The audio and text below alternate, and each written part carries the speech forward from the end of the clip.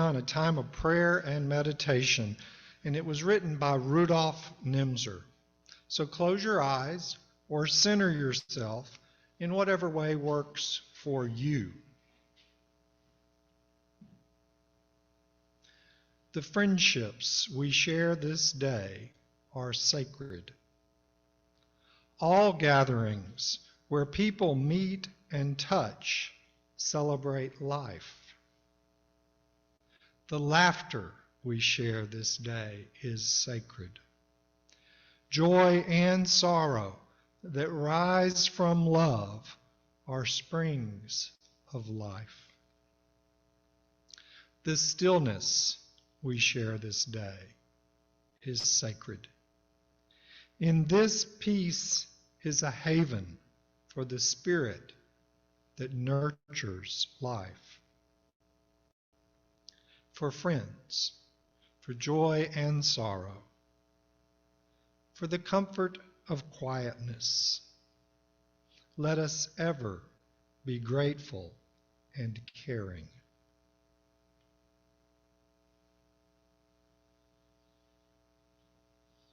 Amen. Well, it's good to be back. Thank you for inviting me. While we lived in Mississippi, we were part-time ranchers. You see, we owned acreage in Scott County, and we had both horses and cows. It was a great deal of fun to watch the animals, and I often wondered exactly what they were thinking. Both horses and cows are what is known as herd animals, and we could easily see herd behavior with just our 2 horses and our few cows. A herd provides animals with a social structure with many benefits, ranging from simple, pleasant social interactions to the much more important need, physical protection. Our 2 horses simply didn't make much of a herd. And when we first got the cows, our youngest mare was fascinated by the cows, and it seemed she longed to be near them, getting as close as she could to them in the adjacent pasture. When we let her out of the barn in the morning, she would run to greet them. It seemed as though she just wanted to be a part of something bigger than just her 2-animal herd. This was not amusing to her mother, who would nicker at her and seem to say, "Get away from them. They aren't part of your herd." Regardless, individual herd animals do need to be a part of the larger herd. And I believe, to some degree, we too are herd animals. That is, we want and need to be a part of something bigger than ourselves, a part of a group or a community.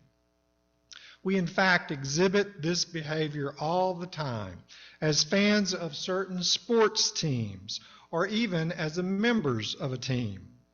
We do it in groups we join, like the Lions Club or the PTA or the sororities and fraternities we belong to.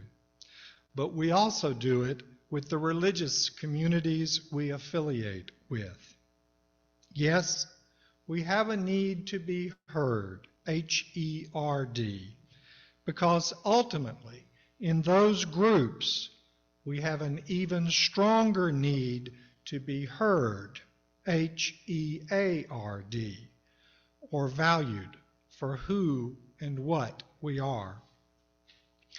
As you sit here, you are a part of a religious community, and that has been important to people for a very long time. For example, community is an important part of the Hebrew Bible. There may be no better example than the community or tribe of Israel led by Moses. When you Google herd behavior in humans, the subject of mobs comes up rather often.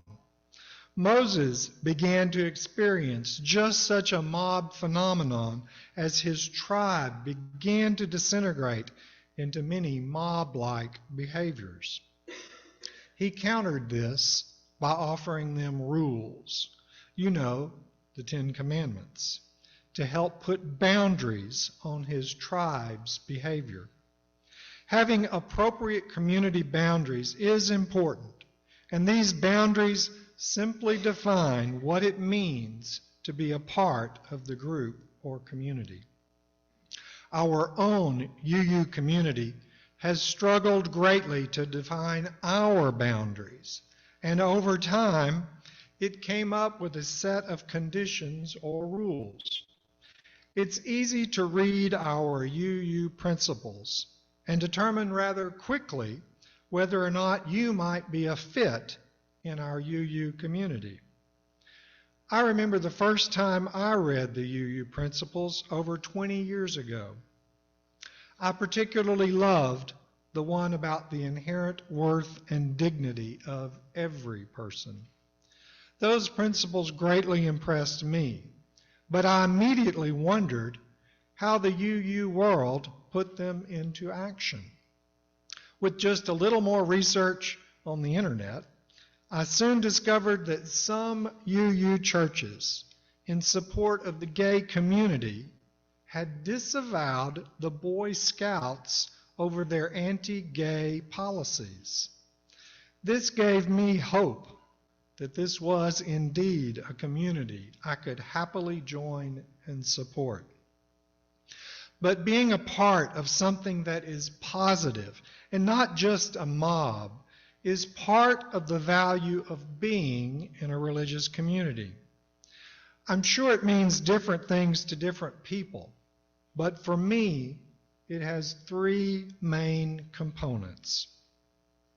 The first is simple: the need for our everyday concerns to be heard and acknowledged as friends acknowledge and support those concerns. The second is the need for support in times of crisis or even death. And finally, the last is the need to offer protection as only a group, a herd, can provide. So let's talk a little more in depth about each of these. One of the most important needs in humans is to be a part of a community and to be heard by that community through simple social interaction. I saw it in our herd of cows. They may have had 100 acres to graze on, but they would invariably all be close in proximity to one another throughout the day, nuzzling, playing, and grazing with one another. I believe we sometimes take this need for granted, and quite frankly, different people exhibit this need in very different ways. For example, an introvert will need to socialize a lot less than that of an extrovert. Nevertheless, we all have a need to socialize with each other to some degree. One of my favorite parts of most UU services, and y'all demonstrated it this morning, is the joys and concerns. It simply allows people to be themselves and at the same time to be different. This ceremony is the opportunity given to everyone to share something significant in their lives. Sadly, some people often see this as a waste of time, and many of our UU churches have done away with it altogether. But what better way to honor the diversity and the uniqueness among us than to acknowledge and respect the diverse issues each of us finds significant and meaningful in our individual and our very unique lives. We are also able to foster this need for socializing in our book clubs and in our forums and in the charities we reach out to. All of these activities allow us to be a part of something more than just ourselves, a part of community, and in that participation, we can be both heard H-E-R-D, and heard, H-E-A-R-D. The second need church communities often provide occurs at times of crisis or loss, the loss of a loved one. Back to animal herds for just a minute. In herds of elephants, after the loss of a young calf or even an older adult, elephants have been observed to act in ways that seem to be as if they are mourning their dead. This just shows us we are not the only self-aware beings on this planet. We are similar in that we need to go through the various stages of grief. And the friendships and the ceremonies offered in a church community foster the grief process, which is a very healthy process. But not all people or religious communities are so inclined. A recent news story on NPR highlighted this tragic reality for me, one I'd never even thought about before. Currently, there's an epidemic of drug overdoses going on around the country, and for many, those deaths are somehow less worthy of support. Denise Cullen, a mother who lost her son to an overdose, was profiled in this particular NPR story. She said, "No one brought us casseroles, because when a child dies a stigmatized death, people keep their distance. No one knows what to say." If we truly want to live our values, we need to be a community that cares, no matter the cause of death. We do know what to say because we say it with love and with compassion. Someone who has experienced loss, no matter the cause, deserves our support, the support of a community. Everyone deserves to be heard when they've lost a loved one. In fact, caring for the dead and dying had a profound impact on the early church and helped create early Christianity. Early Christians took such good care of one another, especially when they were sick, and they did so in such great numbers that it came to the attention of the Roman Empire. Historians say it made the empire look bad in contrast. This characteristic of the early Christian community helped validate and solidify their presence. Some historians believe these acts of compassion laid the foundation for what became the Christian church. The last herd type I want to explore is the need for protection. On our property, we had coyotes and wild dogs nearby, and our cows retained some of their wild herd instincts, and they were very protective of their young and of each other. As a herd, they would fight off predators like coyotes and even people they didn't recognize. I'll insert here, I didn't spend a lot of time with our cows because I was working. Randy did. Randy could go out there among them and they wouldn't bat an eye. But if I went out there with him, they were just like, "Who is this?" I didn't get as close to them as he did. Our church communities are unlikely to require similar physical protection, but we likely need spiritual protection and support for our often very different beliefs. There truly is safety in numbers, spiritual or otherwise. In the not too distant past, liberal progressive churches were a bastion for freedom, but they were also brooding houses for liberal thoughts. Radical liberals led the abolitionist movement, participated in the bloody labor wars, fought for women's suffrage, sought out prison reforms, and were the engines in the civil rights and anti-war movements. These radicals generally were not embraced by the church hierarchy, which served to support the establishment instead.